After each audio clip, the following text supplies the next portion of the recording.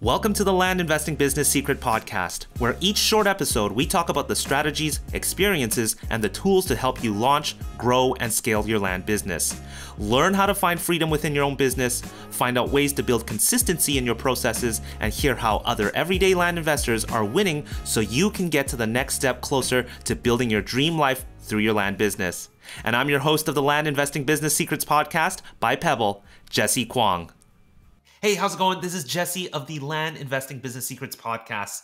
Welcome to the end of 2023, or welcome into 2024 if you're listening to this in the new year. Well, what I love doing at the end of the year is summarizing some of the key lessons learned across the last 12 months.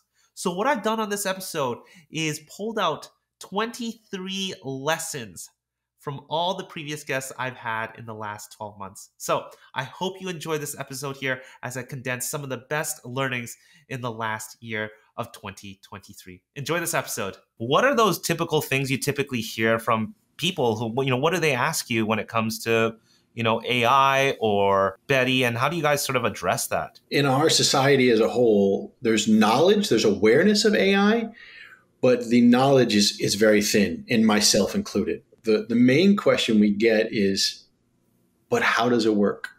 What does it look at? It's so complex, it's almost impossible to explain. And I think what Sham hit on earlier, it's the amalgamation of all of the land investors' ideas and concepts into one that whether you're just starting off, whether you're at this for 10 years, you're going to get the benefit of that at your fingertips. I mean, you're going to get what Google and Amazon and all these big heavy hitters have been spending all this money on. And here we are putting it together that's available for the average land investor at a 2 to 3 cents a piece of property. When you're talking about the nurturing process, can you break that down for us in a little bit of a detailed step by step? What does that look like? So I'll give some real world examples, but from a high level, and we've all felt this as land investors, right? You get an inbound lead, it looks like a good deal, you just never get a hold of them, right? So our process is 14 touches before we put them into a drip automation campaign. So if we get a hold of them on the 7th touch, we'll stop that cadence, but we don't use any automation for those first 14 touches.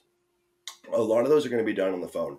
I think that automation is just poor marketing. Like, I just think it's bad business, right?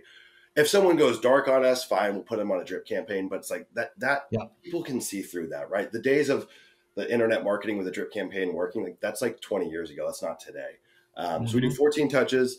For yourself in your land business, Jeremy, what are you guys trying or experimenting? Whether it's working or not, I'd love to hear about that. For us right now, one of the things that we have tried a little bit differently this year on the disposition side is online auctions.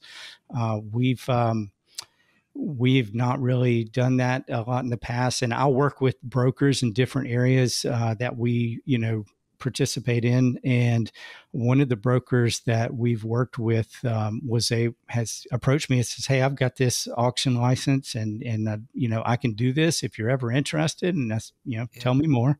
And as we started talking about it, I was like, you know what, I'll try that. And so we've probably sold 8 or 9 pieces of property this past year through online auctions, and it's been pretty cool, man. It's just a different way of doing business. So, any reevaluation? You just started mentioning this, but reevaluation on the goals of your land business. I mean, I'm sure this is something you're thinking about too. I mean, you don't have to double your money, right?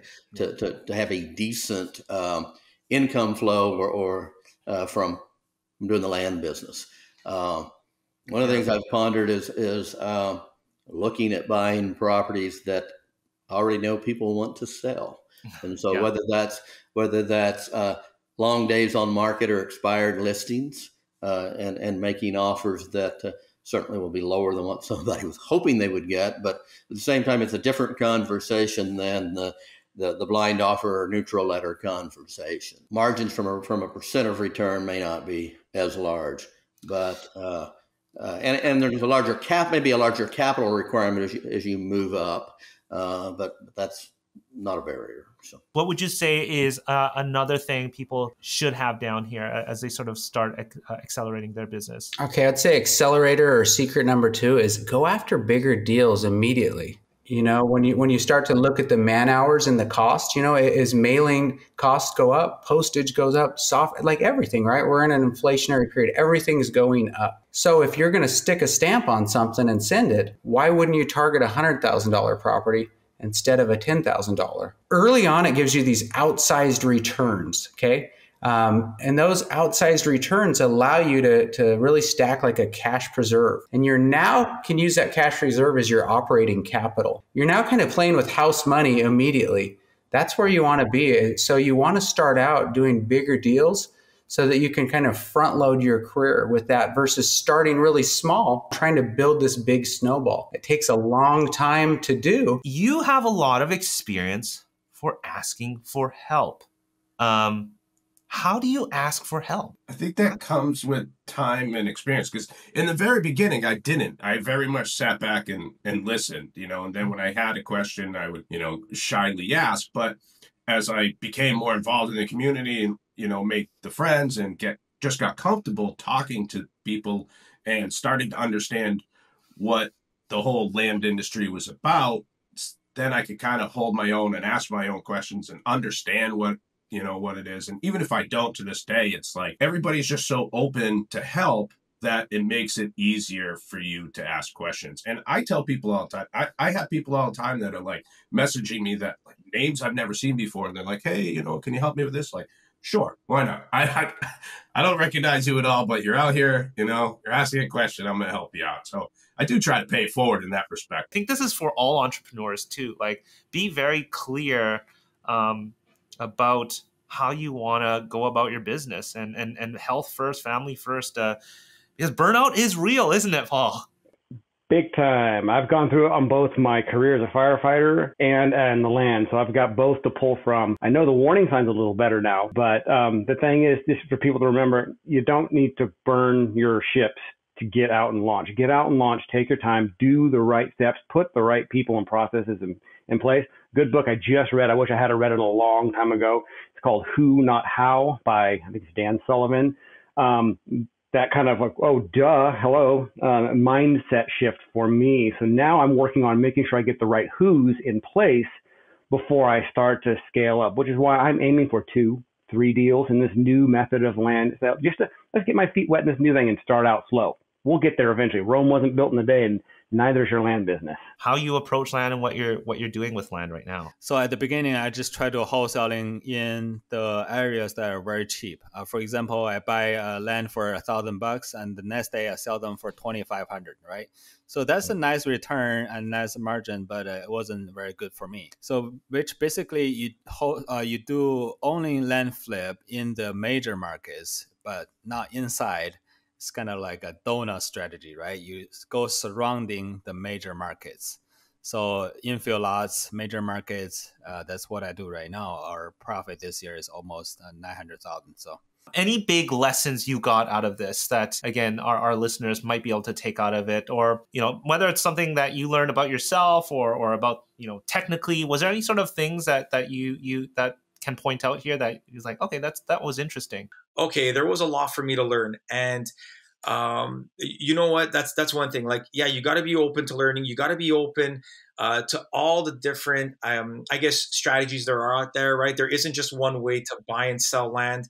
There isn't one way to market land, and you also almost can't be fixated on that, that one thing that kind of got you there, right? Because that one thing that got you there, isn't going to propel your business to the next level if you stay there, right? It's so easy to convince yourself that, no, I should be the one because I'm best at this.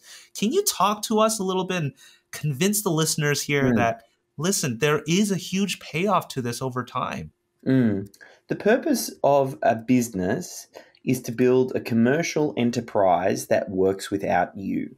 But a business owner should be able to decide, do they want to have a break? Do they want to work in the business? Do they want to work on the business? Are they creative? Do they like doing the developing? Maybe they like doing the building. Whichever pieces you enjoy doing, you should be focusing on those, and it shouldn't be because you have to do it. It should be because you want to do it. And that's really what we're trying to kind of work towards, is helping business owners reach that state. They love it. I think cold calling is one of those things either you hate it or you love it. Am I correct? I get this feeling from people who love cold calling. Well, I think the main thing about what allowed me to be so successful is you love it if you have a really superior mindset. And because it's hard to love people saying no, even if they're being nice and they're saying no, it's hard on your brain. And you would think it gets easier, cold calling. But it actually gets harder because when someone tells you no for 4 months, you're like, is it really no? Like you start like getting brainwashed by all that. And so one thing I've learned is it really takes, so, you know, at my company for the Americans, we have to hire 5 people to get 1 to stay. So if that kind of answers that question. This is a muscle I've been trying to develop. It's know what you're shooting for, right? Have clarity around that, but also celebrate it, dude. Celebrate. My God, as entrepreneurs, it's so easy to like hit the goal and be what's next. Take a moment and like whether it's just reflecting on it or this is weird. Like I would not classify myself as a materialistic person.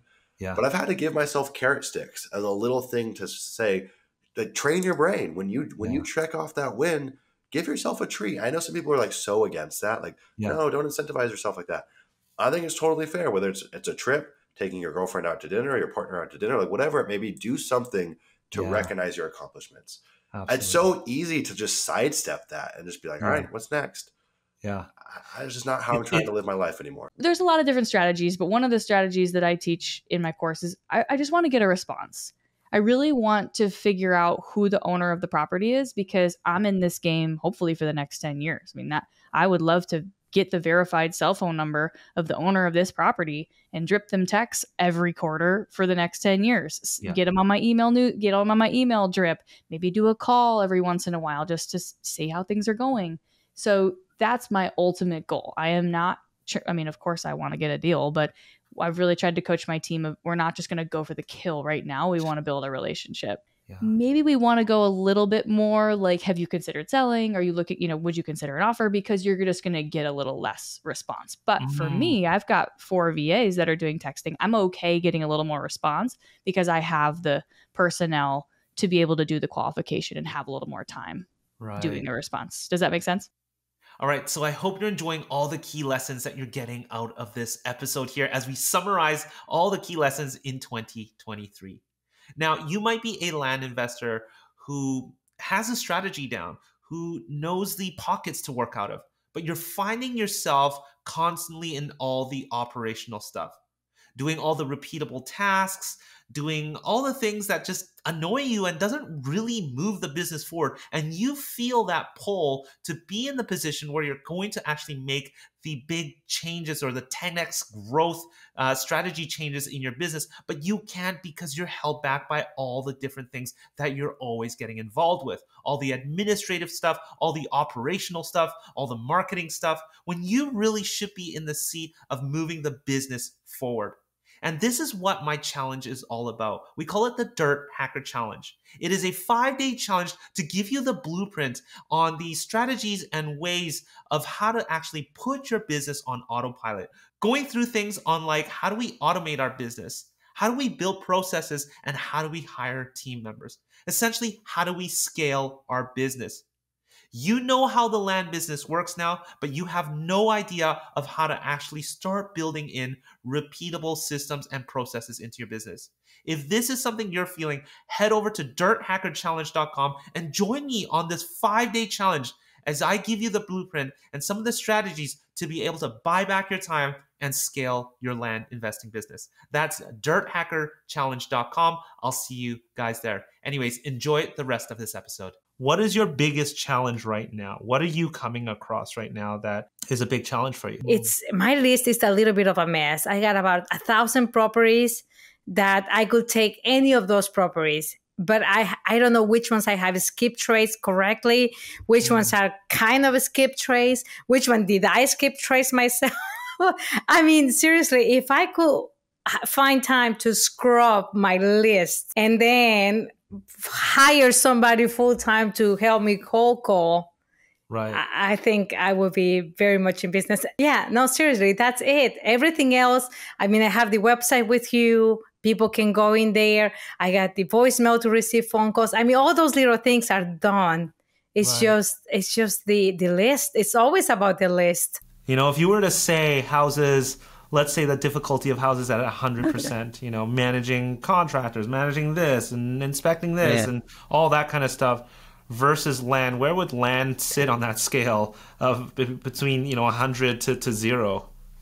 I mean, I guess 30. I mean, maybe 3 times easier. I mean, look at it. It's a much lower outlay on capital. I mean, if you want to make 30,000 on land, it's generally not going to cost you much more than 30,000. And often you can just assign it or wholesale it or whatever. There's less competition in land than there is in the single family space.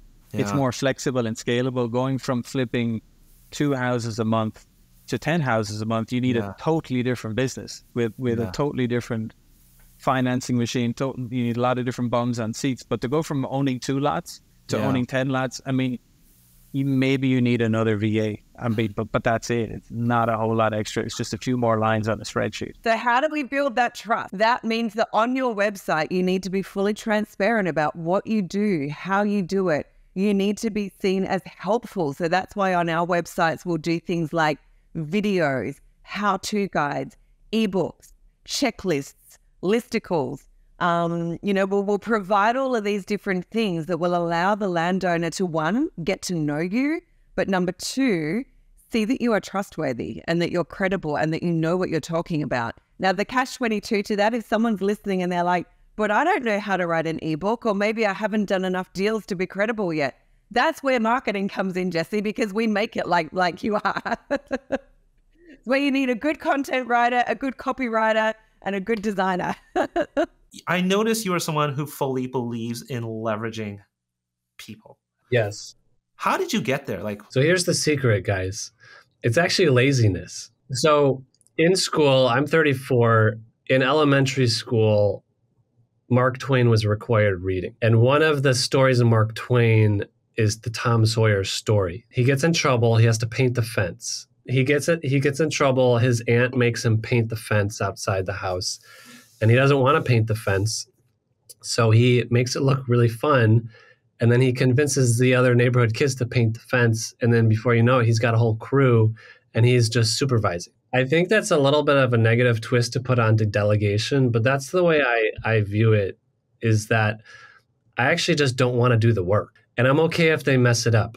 What's the consequence if somebody messes it up? It's just going to cost me money. If you factor that into a business expense, it's totally okay. How does a day-to-day look like, or a month-to-month, or week by week? You know, how do you split up your time? And I think I have having a micro team is very important for me. I don't know how I would do it without my micro team. What do you mean by a micro team for everybody listening? Yeah, it would be think lean startup idea. Like what's the minimum viable team, MVT instead of MV, minimum viable product, as you know.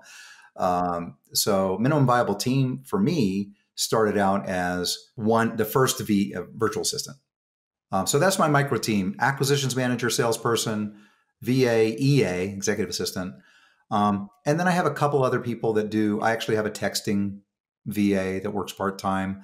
I do texting, mailing. The only thing I haven't added to my mix is ringless voicemail, and I plan on doing that as well. But I definitely am a believer in multi-channel marketing and leveraging the leads. What are some of those lessons you might have gotten along the way, you know, as you sort of hired more and more, and probably fired a lot too? When you hire 2 or 3 people at a time. I think that has been really great advice for me. It's hard to fire people where you might see someone who's struggling, and it's like, we don't want to add to their struggles, but at the same point, they're kind of dragging you down. And so the quicker you can make that decision, the better. And I've had to do that a few times. Other times, I haven't fired someone quick enough. And they're like still sticking around. They're like a sore tooth in your mouth that's like, do I really want to pull this tooth? And then it just gets painful enough to the point that, you know, you just have to take it out, right? And it's not pleasant. It's why it's so important to surround yourself with people either in, you know, entrepreneurs or in both, like in the land space as well, because everyone who's making hundreds of thousands of dollars in the land space knows what, like, they've been through that. and understanding that and talking to them. And yeah, you'll see a lot of their successes and the member success, like I was saying, but you also got to talk to these people and see the downsides too. And I think having a community around that really helps get through those times. So for me, it has absolutely been my acquisitions manager, like hiring somebody who can be on the phone closing deals. Like as the business owner, right, you can spend a bunch of time closing deals, and you can get to 7 figures, absolutely, closing deals yourself. You don't have enough time to work these leads and ensure you're following up consistently in the right manner, building these relationships, because that's really what it's all, that's what it's all about, right? You're not just buying land, you're solving a problem, you're building a relationship with people. And if you are doing that all yourself, it's going to be, unless you're targeting incredibly high profit properties only, it's just going to be hard to scale that to a 7-figure or 8-figure level. Yeah, I think having a partner's, we get a lot of people who ask us, like, should they, I never tell people to force partnerships. And that's a really big key. Like if you just go in and like, you're like, I need a partner, you might end up partnering with the wrong person. For Daniel and myself, we really bounce ideas well off each other. We have some overlapping skills for sure, but we also have a lot of differences in our skill sets, which makes it our business very scalable, because we're not the same people. People think we're twins. We're not twins. We're brothers, and we're similar in our personalities, but our business acumen is a lot different. Yeah, it's very valuable. There are times when like Daniel, like it's like, wow, what's going on? Like we need to make some big adjustments, and like one of us needs to pick the other one up. So I think that's the value in partnerships. Yeah, that's been a real journey, as you and I both know, just learning how to become leaders and learning how to bring in other people to take up the slack and really, really drive things forward. Because if there's one thing I've learned, it's that I can't do everything by myself. And going from that, where you're the sole developer, to going where you have somebody else that you're working with is a big step. And it took me a long time to get over the psychological hurdles of giving up control and being a leader and being an inspiration for other people. Like that's a major step that took a long time.